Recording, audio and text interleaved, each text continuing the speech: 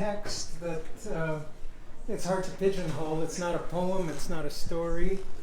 It's more of a meditation. It's about what human activities are experienced most profoundly in solitude. And the first one, oddly enough, that he puts on his list is music. The other thing that he goes on to is experiencing nature.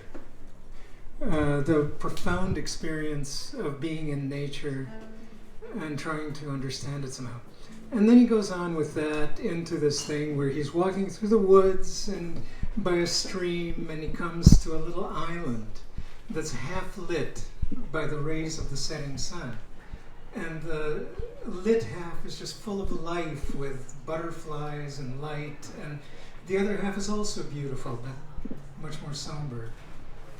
And then he notices that the water flows around it and carries little bits of sycamore bark and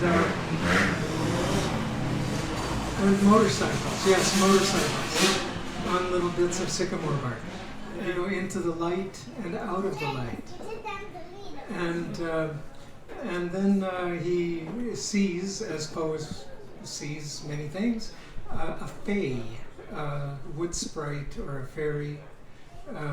He uses fae, so he calls it the island of the fae. And she's also floating around on a little bark canoe, and every time she goes out of the light, she loses her shadow into the darkness and comes back into the light a little bit diminished, and it becomes this meditation on mortality. And then I figured, what's music doing here? Well, in this thing, I think it was an invitation to use this bit of writing as a score, which is what I proceeded to do.